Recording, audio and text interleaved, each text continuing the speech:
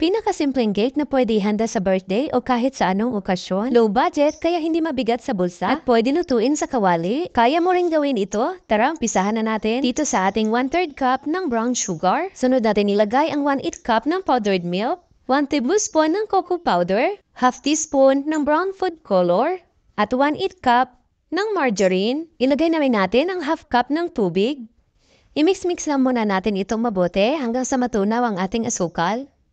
At mag-sip muna tayo ng 1½ cup ng all-purpose flour, half teaspoon ng baking powder, at half teaspoon ng baking soda. Isip lang natin ito para walang bubuong harina na mahalo sa ating mixture. At ihalo na natin dito. I-mix-mix lang muna natin ito bago natin ilagay ang half cup ng warm water. Kahit low budget itong chocolate cake natin, hindi naman ito tinipid sa sarap. Ayan, at lagyan lang natin ito ng 1/8 cup ng hot water. Mix-mix natin ulit hanggang sa makuha natin ang tamang consistency. At ilagay na natin ito dito sa ating baking pan. Nilagyan ko lang yan ng parchment paper para hindi tayo mahirapan sa pag-unmold mamaya. At pwede na natin ito isalang sa ating kawali.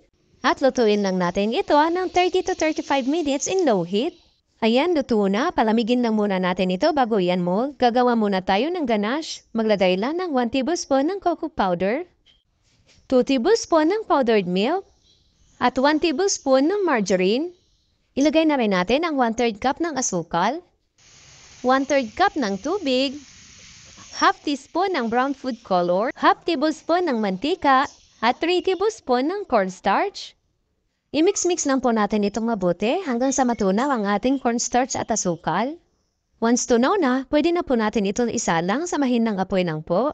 I-mix-mix lang natin ito palagi hanggang sa makuha natin ang tamang consistency para sa ating ganache. Ayan, at pwede na po ito. Napakasimple lang nitong cake natin at kayang-kaya nyo rin ito gawin. Hindi nyo na kailangan gumastos ng malaki dito at ang laki pa ng matitipid nyo. Lagyan lang natin ito ng sprinkles at chocolate chips. Oh, ayan na, may masarap na tayong chocolate cake. Kahit nasa bahay lang tayo, hindi na natin kailangan lumabas pa at bumili ng cake. Simpleng ingredients lang naman ang kailangan natin dito. Maraming salamat hanggang sa susunod po.